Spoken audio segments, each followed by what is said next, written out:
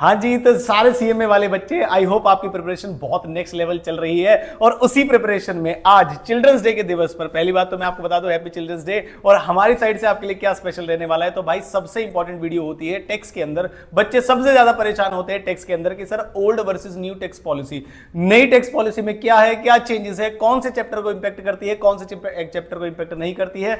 Shortest possible video on YouTube मैं आपको बना के दे रहा हूं कि आपको बहुत ज्यादा घबराने की जरूरत नहीं है। हाँ, लेकिन क्वेश्चन को पहचाने कैसे, अगर क्वेश्चन में लिखा नहीं है कि टैक्स पॉलिसी नई है या पुरानी है तो कैसे करें। तो बहुत सारे मन में सवाल होते हैं बच्चों के।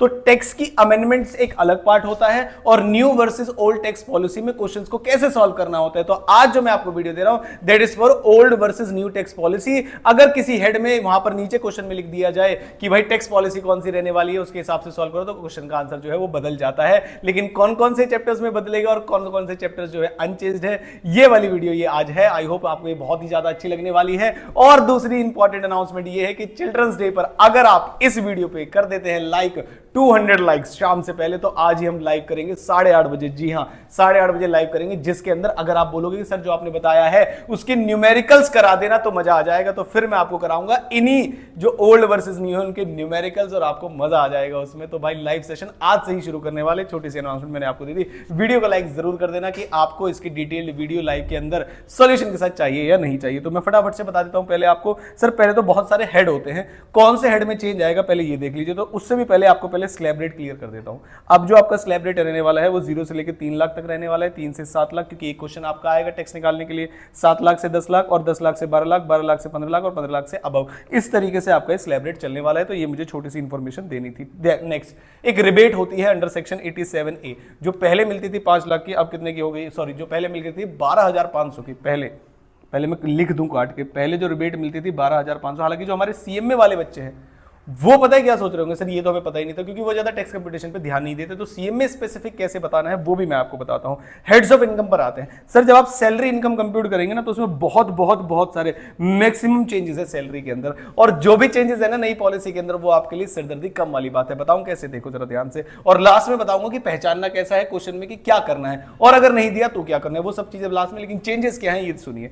सैलरी के अंदर आप एक स्टैंडर्ड डिडक्शन देते हैं सेक्शन 16(1)(a) के अंदर, जो कि आपकी कितने की होती है सर, जो कि आपकी, मैं पुराने वाले को यहां लिख के काट दूंगा, पहले 50,000 की हुआ करती थी, आज भी है 50,000 की। लेकिन अगर क्वेश्चन को ओल्ड टैक्स रिजीम से सॉल्व करेंगे, लेकिन अगर क्वेश्चन मिलेगा नई टैक्स रिजीम से तो 75,000। फिर सर प्रोफेशनल टैक्स की एक डिडक्शन मिलती थी हमें 16(1)(2) के अंदर, जो क्या कहती थी, या 1B के अंदर, जो क्या कहती थी कि आपका एम्प्लॉयर जो भी प्रोफेशनल टैक्स पे करता है उसे ऊपर ऐड करते हैं, लेकिन एम्प्लॉय प्लस एम्प्लॉयर ने जो भी प्रोफेशनल टैक्स पे किए हैं वो नीचे जाके माइनस हो जाते थे। तो मैं डिटेल में थोड़ा थोड़ा बता के चल रहा हूं। नेक्स्ट एंटरटेनमेंट अलाउंस की जो डिडक्शन पहले मिलती थी गवर्नमेंट एम्प्लॉय को, वो भी बंद कर दी है। प्राइवेट को तो पहले ही नहीं मिलती थी। ट्रांसपोर्ट अलाउंस के अंदर आज भी जो डिडक्शन है वो अलाउड है, exemption.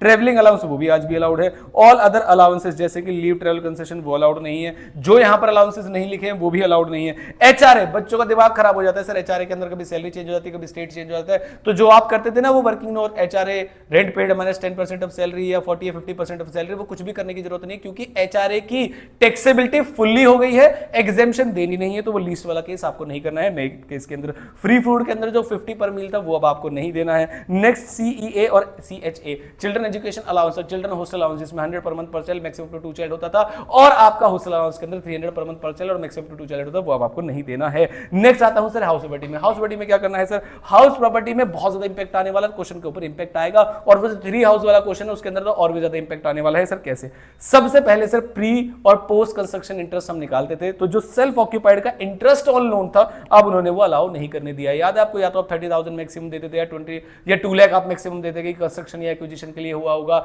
Date of loan new है और 5 साल के अंदर अगर कंस्ट्रक्ट हो जाता है तो जो मैक्सिमम लिमिट है सेल्फ ऑक्यूपाइड के अंदर वो आपकी 2 लाख पहुंच जाती है। लेकिन अब आपको वो interest on loan self occupied के अंदर कंप्यूट करना ही नहीं है, यानी मिलेगा ही नहीं। लेट आउट के अंदर क्या सर मिलता रहेगा, answer is yes, let out के अंदर मिलता रहेगा। एक और बात है तो ये सेट ऑफ चैप्टर की, लेकिन मैंने कहा यहीं पर बता दूं, हाउस प्रॉपर्टी का जो लॉस है वो दूसरे हेड से भी सेट ऑफ हो सकता था। मतलब पहले इंट्रा हेड एडजस्टमेंट होती है जिसमें हाउस प्रॉपर्टी का लॉस हाउस प्रॉपर्टी से हो सकता है, उसके बाद जो बच जाता है उसे हम क्या करते थे, फिर हम इंटर हेड एडजस्टमेंट करते थे, जिसके अंदर क्या होता था कि हम हाउस प्रॉपर्टी का loss, salary, capital gain, PGBP हर किसी से सॉल्व कर सकते थे। ये आपको पता है, हर किसी इनकम से अदर देन स्पेशल इनकम कर सकते थे। लेकिन अब ऐसा नहीं है, हाउस प्रॉपर्टी का लॉस सिर्फ हाउस प्रॉपर्टी की इनकम से हो सकता है, दूसरे हेड में नहीं जाएगा, कैरी फॉरवर्ड नहीं होगा। मतलब intra head adjustment is only possible. और ये सब न्यूमेरिकल से ही बेहतर समझ में आएगा, जिसके लिए अगर आप अभी तक वीडियो देख रहे हैं और आपने कमेंट नहीं किया कि सर न्यूमेरिकल भी बताओ इनके, तो मजा आ जाएगा। तो मैं आपको फिर लाइव सेशन लेके न्यूमेरिकल्स कराऊंगा। नेक्स्ट है loss under the head house of एडिकेशन, inter head adjustment possible नहीं है, कैरी फॉरवर्ड पॉसिबल नहीं है, ये मैंने आपको बता दिया, इंटर हेड एडजस्टमेंट पॉसिबल नहीं है।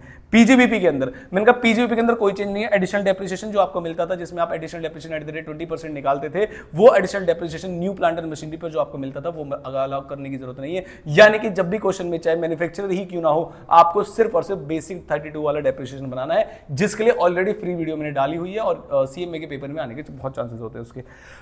Next capital gain. Capital gain की जो अमेंडमेंट है वो न्यू टैक्स पॉलिसी और ओल्ड टैक्स पॉलिसी से ना होकर डेट वाइज है। जी हाँ, डेट वाइज है। डेट कौन सी है सर? 23 जुलाई 2024। जिसको उसकी डिटेल्ड वीडियो चाहिए, जिसमें मैंने न्यूमेरिकल भी सॉल्व करा रखा है, वो नीचे जाकर टेलीग्राम को ज्वाइन कर लेना। आज ही उस पर वीडियो अपलोड कर दूंगा, जिसमें मैंने न्यूमेरिकल करके भी बताया है और लाइव सेशन में तो अलग से बता ही दूंगा। ठीक है, बता देना आपको ये वाली वीडियो, मतलब ये वाली कैपिटल गेन अमेंडमेंट ऐसे लिखना, या कैपिटल गेन अमेंडमेंट आपको पता है या चाहिए, बस इतना बता देना आप। आईओएस के अंदर आते हैं सर। आईओएस के अंदर एक माइनर को हम एग्जेम्पशन देते थे चाहे 5 माइनर हो या 50 माइनर हो, सबको 1500 की एग्जेम्पशन होती थी जब आप किसी माइनर की इनकम को क्लब करते थे उस पेरेंट्स के हाथ में जिसकी टोटल इनकम ज्यादा है। आई होप आपको ये पॉइंट पता होगा। फैमिली पेंशन के अंदर सर जो 1/3 और 15,000 वाला पॉइंट था, अब 15,000 की लिमिट को हटाकर कितनी कर दी गई है? 25,000 कर दी गई है। फिर आते हैं सर कौन से हेड्स में चेंज नहीं है, तो रेजिडेंशियल स्टेटस में चेंज नहीं है। Residential status old versus new policy में कोई इंपैक्ट नहीं आएगा। क्लबिंग में कोई चेंज नहीं है। सेट ऑफ में एक ही चेंज है, हाउस प्रॉपर्टी वाला, वो मैंने आपको बता दिया है। डिडक्शन के अंदर सारी डिडक्शन खत्म कर दिया उन्होंने न्यू टैक्स पॉलिसी के अंदर। बस आपके ATCCD2 ATCCCH2 और JJAA। JJAA आपको पता होगा, जब आप कोई भी कंपनी न्यू एम्प्लॉइज को लेकर आती है तो उसका कुछ परसेंटेज जो खर्चा है वो आपको अलाउ होता है। उसके बाद जो आपकी कंट्रीब्यूशन है प्रोविडेंट फंड में, चाहे एम्प्लॉयर का हो या गवर्नमेंट का हो, वो दोनों आपको मिलते हैं। बाकी सारी डिडक्शन, चाहे वो आपकी 80D वाली हो, मेडिकल वाली हो, सब खत्म कर दी है न्यू टैक्स पॉलिसी के अंदर।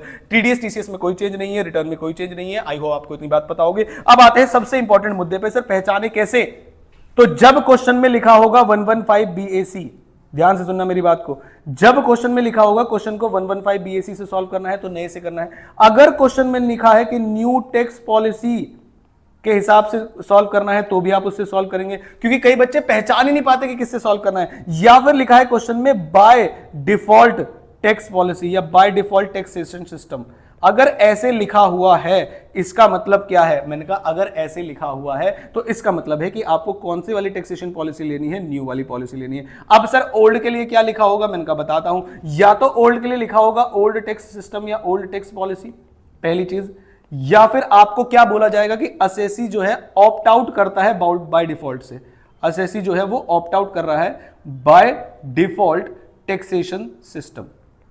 बस ये 2 लाइन आप देख लेना। पिछले जो एग्जाम गया है आपका CMA वालों का, इंटरमीडिएट वाला, उसमें बहुत सारे बच्चों ने यही गलती की है कि सर टैक्सेशन सिस्टम वाली लाइन लास्ट में पढ़ी नहीं, क्योंकि ये लाइन लास्ट में लिखी जाती है। अब मैं आपको समअप कर देता हूं सर है क्या बात, सारे हेड्स में आ जाए। क्या रेजिडेंशियल स्टेटस का जो चैप्टर है सर उसमें कोई चेंज है? नहीं। अब आइए सबसे पहले, सैलरी में चेंज है? हाँ, बता दिए। हाउस प्रॉपर्टी में चेंज है? जी हाँ, बता दिए। कैपिटल गेन में चेंज है? जी नहीं। PGBP में चेंज है, बस एडिशनल डेप्रिसिएशन नहीं निकालना। IOS में कोई चेंज है? मैंने कहा IOS में कोई चेंज नहीं है। सेट ऑफ में कोई चेंज है? मैंने कहा हाँ, हाउस प्रॉपर्टी वाला चेंज है, सेट ऑफ वाला। उसके बाद सर और किसी में कोई चेंज है? कैरी फॉरवर्ड वगैरह मैंने कहा कोई चेंज है। रिटर्न में कोई चेंज है? कोई चेंज नहीं। इसका मतलब new tax policy majority level पर जो आपके एग्जाम में इंपैक्ट डालेगी वो आपके हाउस प्रॉपर्टी हेड पे डालेगी, प्लस आपके डालेगी सैलरी हेड पे। उसके अलावा आपको घबराने की जरूरत है ही नहीं, कहीं कोई दिक्कत वाली बात नहीं। टैक्सेशन सिस्टम निकालने में वो तो स्लैब रेट है, वो तो सभी के लिए बदल गए हैं। आई होप ये वीडियो आपको अच्छी लगी होगी, और जो भी मैंने आपको अमेंडमेंट्स कराई हैं वो सारी अमेंडमेंट्स आपके लिए और ज्यादा अच्छी तब होगी जब आप प्रैक्टिकल क्वेश्चन से सीखेंगे कि हां ऐसे चेंज आ रहा है, और आप 2 से 3 क्वेश्चन मेरे साथ बैठ के कर लेंगे तो आपको 110%, जिस चक्कर में बच्चों को बैचेस खरीदने पड़ जाते हैं इनकम टैक्स के, वो आपको करने की जरूरत नहीं और आपकी पॉकेट फ्रेंडली बात हो जाएगी। आई होप वीडियो आपको धमाकेदार लगी होगी।